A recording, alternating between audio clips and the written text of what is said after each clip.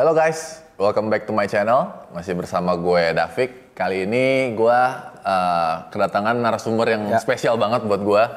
Itu Pak Muhsin Alatas. Ya, beliau salah satu owner di Pesona City Depok ya. Jadi di Pesona City Depok itu kalau buat kalian yang mungkin yang warga Depok udah familiar sama Pesona Kayangan ya Pak Bobi ya. Pesona Kayangan awalnya memang kita. Iya, Pesona Kayangan, terus ada mall Pesona Square, ada apartemennya, Marrakesh segala macam. Nah, beliau nih salah satu ownernya gitu. Alhamdulillah. Keren kan? Ya, silakan Pak Bobi. Apa kabar, Pak? Kabar baik, Fik. Kita udah lama nggak ketemu nih. Iya, udah lama nggak ketemu, Pak ya. Ada sekitar berapa tahun? Terakhir ketemu kita. Iya. Lu belum nikah terakhir. Iya, terakhir ketemu belum nikah, Pak. Sekarang ketemu udah 2 anak. Udah 2 anak. Nggak berasa waktu emang. Iya. Nggak berasa. Gimana, Pak Bobi? Sehat semua keluarga? Sehat, alhamdulillah. Sekarang sehat lagi mahal ya. Iya, sehat lagi mahal. Sehat ya, lagi mahal sih. Yang penting itu dulu lah, sehat. Alhamdulillah. Itu nomor 1 lah. Nomor 1. Ya kalau secara overall bisnis ada ups and down-nya lah. Semua orang lah, semua orang kayak begitu. Pasti ada ups and down-nya. Tapi ya tetap harus optimis lah. Optimis ya Pak? Harus lah, kalau kita nggak optimis kan anak buah kita pada males-malesan juga tuh. Kemarin saya lihat di media online gitu Pak, mau Pesona Square udah buka lagi Pak ya? Ya, kita baru buka hari Kamis ya. Kalau Jakarta kan ikut hari Senin ya. Kalau Jakarta ikut hari Senin. Kamis tanggal 18 ya, 18 Juni ya Pak ya? 18 Juni, iya. Kalau mau di Jakarta tuh hari Senin, semua perdana buka. Ya, sebenarnya sih kita udah bisa buka dari Senin. Cuman memang kita harus mempersiapkan itu yang disebut namanya new normal apa segala macam. Kebetulan juga di Depok ini kan diawasi pembukaan terutama mall ya. Karena itu kan jadi pusat perkumpulnya orang. Jadi memang harus diawasi segala macam dan alhamdulillah kita hari Kamis baru kita dapat izin dan hitungnya sukses sih alhamdulillah sih. Soalnya kayak konsumen-konsumen kami yang loyal customer juga kita undang semua datang, semua happy, semua bilang kangen sama mall. Iya. Ya bayangin. Saya juga kangen banget sama mall Pak, udah lama banget nggak ke mall. Iya, bayangin 3 bulan kita disuruh stay di rumah, nggak boleh ngapa-ngapain, nggak ada kegiatan apa segala macam. Begitu ada kesempatan keluar, kita masih rada was-was juga kan. Iya. Kan masih agak ngeri-ngeri juga nih mau ke mall nih awalnya ya. Ngeri-ngeri juga. Memang sih pertama kita harus jaga diri kita dulu tuh kan pasti. Habis itu kalau emang pastikan dulu di tempat yang kalian mau tuju nanti, tempat itu sudah menerapkan protokol COVID. Oke. Ya, ini kan protokol COVID kan cuma hanya sementara ya, hanya sementara. Jadi ya saya rasa itu sih yang penting. Either-nya kitanya siap atau kita pergi ke tempat yang di tempat juga udah siap. Betul. Selama itu ada 2 sih, insya Allah kita aman lillahi ta'ala aja lah kita lah. Nah untuk di mall Pesona Square sendiri Pak, itu tenan-tenannya sudah berapa persen yang buka nih Pak setelah tanggal 18 kemarin? Jadi kira-kira buka itu sekarang kita majority buka masih F&B ya, sama fashion masih buka. Fashion sama F&B. Ada brand besar, boleh sebut brand nggak nih? Boleh banget, bebas. Ya, Sentro sudah buka, H&M sudah buka, tapi memang ada beberapa yang dari pemerintah memang kan nggak dapat izin. Memang dari pemerintah seperti bioskop. Bioskop kita belum buka. Terus ada taman bermain anak. Kita ada 2. Rockstar ya Pak ya? Rockstar bukan, kita di Jiggle Jungle sama Playtopia. Oh sorry. Ya, Jiggle Jungle sama Playtopia. Itu dunia harus tutup. Harus tutup. Terus apa lagi ya? Tapi apa namanya? CTM udah buka ya Pak ya? Semua lah, semua ya. Semua buka ya. F&B semua buka. F&B semua buka, nggak ada masalah. Sebenarnya sebelum COVID itu juga mereka buka. Cuman mereka kan sekarang buka untuk dine in. Ya, untuk dine in. Ya, kalau delivery ya Pak? Delivery only. Jadi ya kalau belum apa sih namanya? Mereka masih 50-50 lah, 50-50 dalam arti sebelumnya kan mereka kerja hanya untuk ngandelin ojek online aja. Sekarang mereka kerja untuk prepare hanya boleh 50% terisi. Jadi ya, di meja-mejanya tuh ada tanda-tandanya ya, Pak, ya? Ada tanda-tandanya, iya. Cuman yang jadi perdebatan kan sebenarnya ini. Kalau saya, istri saya, anak saya 2 jalan-jalan ke mall, mau duduk bareng. Masa saya nggak boleh duduk di meja yang X, kan saya serumah. Itu agak ambigu tuh Pak. Itu agak ambigu saya juga. Agak lucu tapi ya nggak apa-apa lah, kita kan emang ini kan demi kebaikan bersama. Tapi ya sebenarnya tujuan dari apa namanya penerapan itu kita akui baik, cuman pada dasarnya penerapannya mungkin agak miring-miring, tapi ya it's okay lah. Karena tadi saya bilang kasus kalau saya makan sama anak saya masih kecil, dua-duanya masih kecil, sama istri saya, masa saya sama anak saya sebangku, saya sama istri saya beda meja gitu loh. Iya. Kan nggak mungkin. Iya, bener.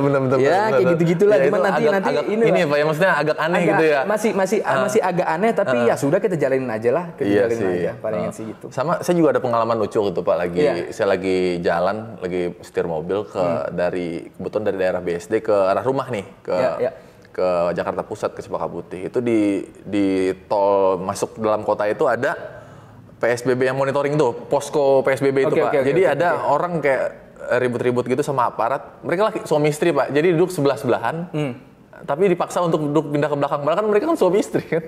Iya, itu kan maksudnya itu makanya agak aneh-aneh kan agak ada keanehan agak kurang pas gitu ya kayaknya ya. Iya, di rumah pun juga kan seranjang. Iya, di rumah seranjang. Di rumah seranjang. Apalagi anak-anak saya juga tidur sekamar sama saya semua tuh berempat. Iya, mungkin masa makan, jadi di rumah makan bareng, di restoran makan dipisah. Iya, mungkin kan harus nggak masuk. Tapi saya rasa itu bukan major problem lah. Itu bukan major problem. Karena pada dasarnya juga mereka paham kok ini udah serumah. Ya oke, kalau emang lu mau duduk di bangku bersamaan, berarti meja yang di sebelahnya harus kosong. Iya. Kan bisa diatur seperti itu. Bisa di setting ya Pak ya. Cuman pada akhirnya sih at the end of the day nggak ada yang siap kok kita semua mau COVID. Nggak ada yang siap. Mau pemerintah, mau pengusaha, mau profesional yang kerja semua kita nggak ada yang siap sama COVID ini. Tapi ya kita jalin aja karena ini ya bisa bilang apa ya? Bencana antik. Iya, bencana antik nih Pak. 100 tahun sekali nih nongolnya. Iya, kalau bisa nggak perlu, kalau bisa jangan nongol lagi. Kalau bisa jangan sampai keluar lagi Pak ya. Jangan nongol lagi, apalagi isu-isu namanya gelombang kedua apa segala macam. Aduh, nauzul min zalik jangan sampai deh. Nauzul min zalik jangan sampai. Nah, Pak Muksin sendiri nih sebagai owner ya kan bisnisnya lumayan banyak nih Pak ya. Ada mall, ada apartemen, ada landed housing juga, ada perumahan. Nah itu gimana tuh Pak? Dampak dari COVID ini sendiri, apakah hampir sama dengan pengusaha-pengusaha yang lain itu lagi berat lah Pak ya? Atau justru dapat berkah yang dapat positif gitu karena case ini gitu? Iya itu dia, makanya saya suka gini kadang kalau waktu masa-masa PSBB ya kan kita kan suka pasti conference sama teman-teman lama Zoom, kita ya, Pak? pakai Zoom, ada Discord, ada Jitsi apa segala macam lah dalam bentuk aplikasi. Iya. Semua teman-teman saya nanya hal yang sama begini. Tapi saya paling nggak bisa jawab. Kenapa? Gitu, Pak? Ya memang sebelum COVID juga properti udah nyungsep. Iya, properti udah berat juga Pak ya? Iya, jadi kalau ditanya dampak COVID terhadap properti apa ya? Saya bingung. Loh, sebelum ada COVID pun juga kondisi yang memang lagi susah. Lagi berat juga Pak ya? Ibaratnya apa ya, orang udah ya kayak contoh bisnis restoran. Sebelum ada COVID memang kan dia lancar-lancar aja. Begitu ada COVID mereka harus tutup. Nah, itu kan yang sebenarnya kena gebuk sama COVID itu sebenarnya kan kena gebuk sama COVID. Nah, properti itu sebelum ada COVID kita sudah ada masalah. Jadi ibaratnya dengan adanya COVID ini menambah masalah. Ibaratnya gini loh, udah bengep digebukin. Gitu loh. Jadi sebenarnya impact-nya ya begitu, tapi impact yang sangat terasa mungkin di mall ya. Di mall yang paling terasa ya, karena Pak ya? itu harus tutup. Harus tutup walaupun masih bisa dapat order dari Gojek apa segala macam. Tapi kan gini, kita pergi ke mall itu kan untuk bersosialisasi. Ya oke lah kita shopping, kita makan apa segala, tapi intinya mall itu kan kegiatan bersosialisasi. Betul. Kan? Kita nggak mungkin kita tidak mungkin bersosialisasi di rumah sama seperti kita bersosialisasi di mall. Betul. Itu kan. Kalau di rumah kita ketemunya ketakar di doang itu ya wajar lah kalau itu mesti tutup. Nah problemnya itu justru di situ karena gini, kita sebagai pengusaha mall itu kan mereka rental, servisnya sudah mereka bayar, ya mereka rental, ada pemasukan lah setiap bulan, mereka juga bayar service charge dan macam-macam. Nah, once ini tutup, berarti kan collection kita, rentalnya mereka, service charge-nya mereka, terus apalah semua pengeluaran mereka harus berhenti. Yes. Tapi di satu sisi ini mall, cost-nya nggak berhenti. Keluar terus yang namanya listrik, namanya security, namanya kebersihan, namanya macam-macam lah. Itu kan tetap harus berjalan. Iya. Cost-nya tetap jalan, tapi tenannya pada tutup. Nah itu kan sebenarnya ya udah berapa lah saya rasa di stasiun TV udah banyak kita bicara, terutama saya lupa tuh namanya tuh. Ada yang ketua asosiasi mall saya lupa namanya. Oh iya. Nah itu udah banyak bicara dan apa yang dibicarakan ya memang sesuai dengan apa yang kita alami ya Pak. Apa yang kita alami karena memang ya itu dia kita bilang listrik tetap harus bayar. Security tetap harus bayar. Karyawan bayar ya Pak. Karyawan tetap harus bayar. Kita WFH WFH-in orang, kita PHK orang, apa segala macam semua udah kita jalanin lah. Cuman memang masa-masa COVID ini ya bagus untuk kita refleksi lah. Ya harusnya memang kita sebagai pengusaha kan harus siap untuk ngadepin segala hal. Segala kan? hal ya Pak. Harus siap menghadapi segala hal. Kita prepare untuk menghadapi segala hal. Tapi lagi-lagi COVID ini kan antik. Iya. Antik Bener. gitu loh. Unik ya Pak ya. Antik. Ya misal contoh. Oke, kita taruh ini deh. Satu buah force major misal gempa. Gempa bumi. Misal gempa bumi. Oke, gempa hancurnya kelihatan. Apa segala macam kita bisa di backup sama asuransi. Asuransi. Apa segala macam. Kalau ini Nah ini gimana nih Pak case-nya? Ada nggak asuransi yang cover nih? apa yang rusak? Nggak ada yang rusak. Nggak ada yang rusak Yang ya? rusak nggak ada, yang hancur nggak ada, apa nggak ada. Asuransi juga ya apa? Kita sebagai pengusaha, saya mesti klaim apa ke perusahaan asuransi? Nggak ada. Saya hanya bisa ngeklaim, bang, tolong dong kondisi kayak gini. Pemerintah ya Pak. Ya nggak harus pemerintah sih. Ada kelunakan dari Pemerintah, ada kelunakan dari pemerintah aja. Tapi yang penting sebagai pengusaha adalah kelunakan di pihak bank sih sebenarnya. pihak bank. Sungguh beruntung kalau emang kalian sudah semua ya berusaha itu tidak pakai uang bank. Beruntung. Iya. Kalau Anda pakai uang bank, Jalan terus argonya Pak. kondisi COVID seperti ini, tidak ada cara lain, kalian harus nego sama banknya. Harus nego sama banknya. Sama PLN, juga harus nego. Sama perusahaan security harus nego. Perusahaan klinik. Pajak gimana Pak? Pajak kalau mall itu per tahun kah atau gimana Pak? Pajak sih kita per tahun. Per tahun ya Pak ya? Sama per tahun sih PBB. Tapi PBB juga kan ada keringanan. Ada keringanan bayar. Ada keringanan. Tapi lagi-lagi keringanan itu kan sifatnya penundaan bayar kan. Penundaan bayar. Next harus dibayar juga tetap ujung-ujungnya Pak ya? Harus dong. Yang kalau nggak bayar ya pemerintah nanti antisipasi buat ngasih bantuan-bantuan buat yang kena COVID kan duitnya dari pajak-pajak kita juga kan. Iya betul. Kalau kitanya nggak tertib ya repot juga gitu loh. Oke. Jadi berarti seperti itulah. Itu tadi dari sektor mall ya Pak ya. Kalau untuk apartemen sendiri gimana Pak? Ya, jadi apartemen ini kan kita sebenarnya udah ngerasain ya dari tahun 2013 itu agak seret. Udah mulai terasa seretnya 2013 ya Pak ya? Ya, ada Saat booming 2012? Booming kan sebenarnya kan di 2008 Oh, 2008 ya? 2008 ke atas sampai 2012. 2012 juga sebenarnya masih booming. Cuman 2013 kita udah melihat ada tendensi tuh penurunan. Belum ada tendensi menurun. Nah, tendensi menurun itu apakah karena overstock? Atau emang karena dagangannya apartemen yang gitu-gitu aja? Atau memang ya ekonomi nggak jalan? Ya itu kan kita kan masih belum tahu kan sebenarnya dari mana. Saya rasa sih dari tiga-tiganya itu. Karena kita tahu yang segala sesuatu yang sifatnya booming, nggak hanya apartemen, contoh ada masanya Pak ya? Batu Bacan. Oh iya. Dulu Batu Bacan orang aduh happening banget. Jual 100, 200, 300, sekarang 110 ribu juga orang nggak ada yang mau beli, belum mau beli kan? Bener kan seperti itu. Anturium ya Pak? Ya anturium lah, apa segala macam. Indonesia kan unik nih banyak hal seperti itu ya. Banyak hal seperti itu. Tapi kalau properti ini nggak ada istilah kata musiman sih sebenarnya, karena pangan, sandang, papan. Papan itu kebutuhan utama. Mungkin yang menjadi problem kenapa properti menjadi seret adalah faktor ekonomi yang gak jalan atau dagangan yang gitu-gitu aja. Dagangannya itu aja. Tapi, gitu. Oke, ini apartemen, di sini juga ada apartemen. Kadang apartemen depan-depanan, kadang apartemen samping-sampingan. Orang yang udah beli sini apa mungkin beli yang di samping kan nggak tentu. Ya emang kuenya seberapa banyak sih? Apa segitu ada stok banyak gitu. Iya.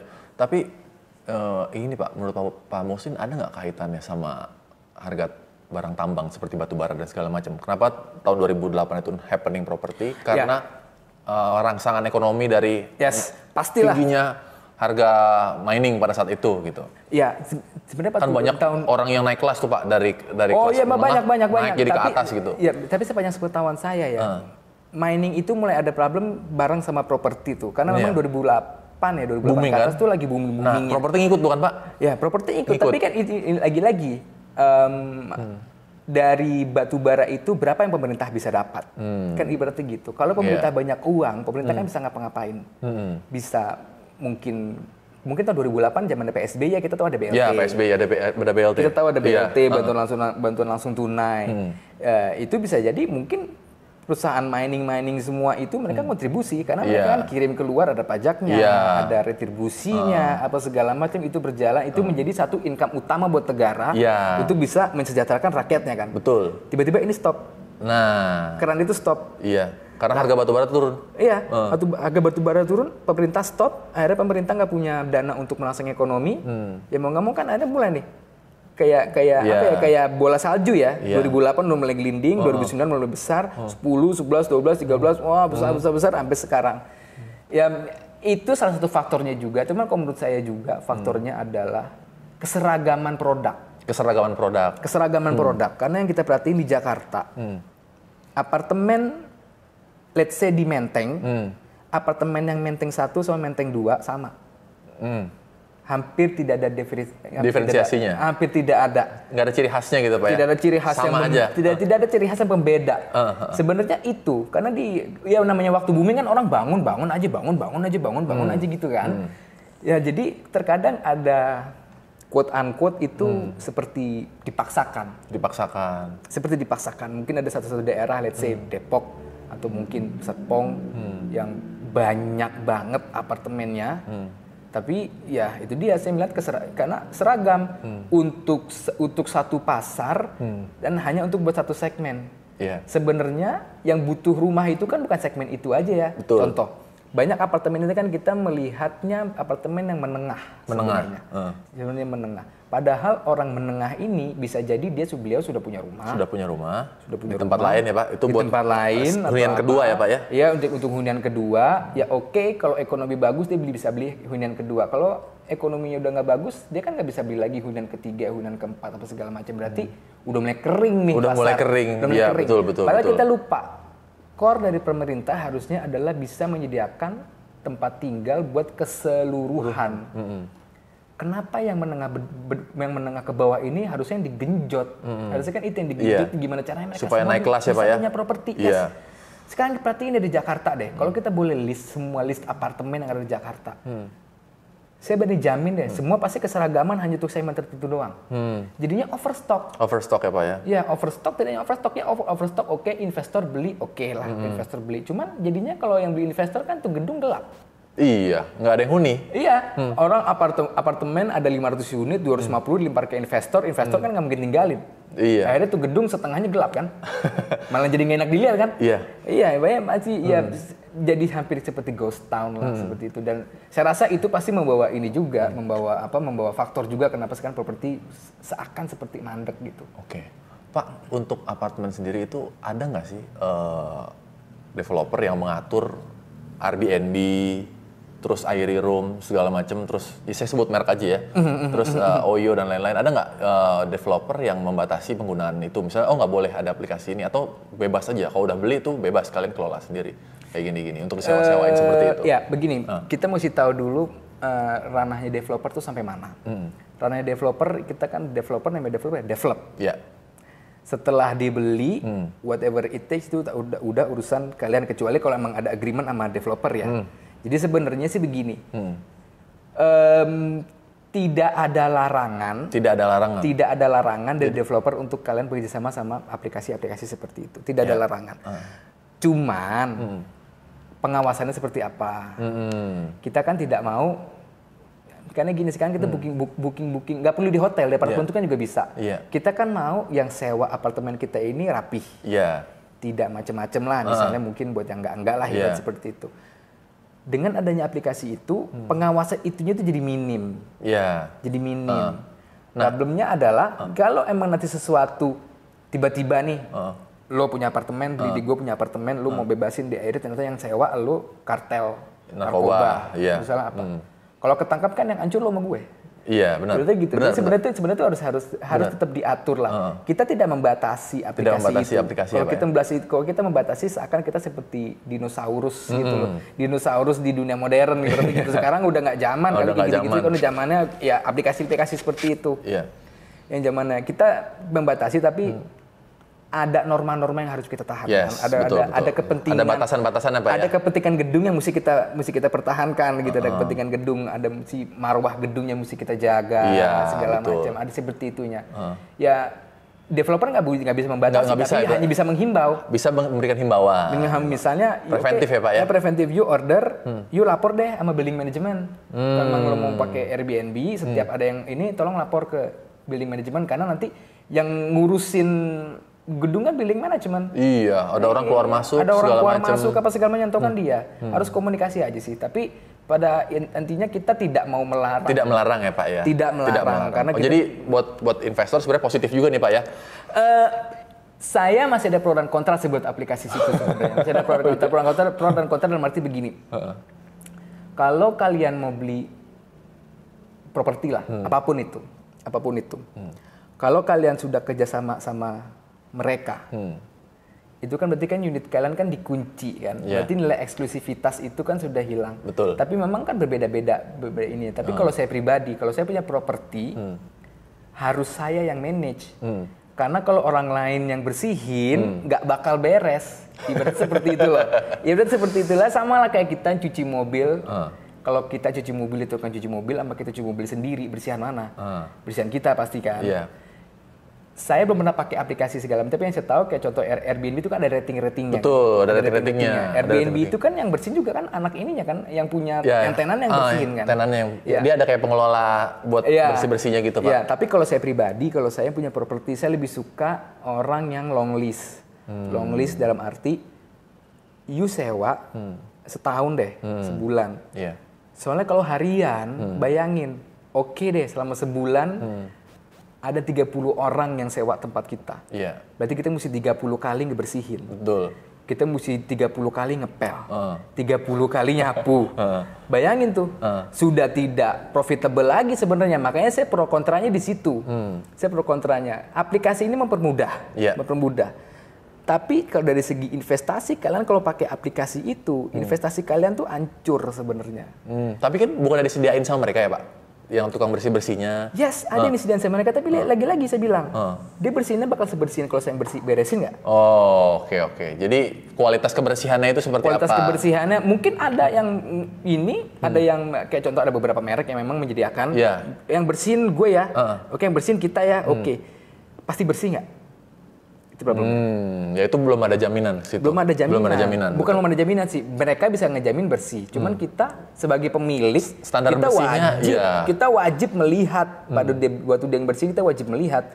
Oh lo bersih sini, oke segala macam. Kalau nggak nanti kan rating kita turun. Iya betul. Iya. Ada yang ratingnya turun, rating aplikasinya turun, rating gedungnya turun, semuanya hancur. Iya benar. Iya semuanya hancur. Betul, jadi saya masih pro kontra ya terhadap aplikasi itu. Tapi segala sesuatu yang sifatnya untuk mempermudah, kita pasti dukung.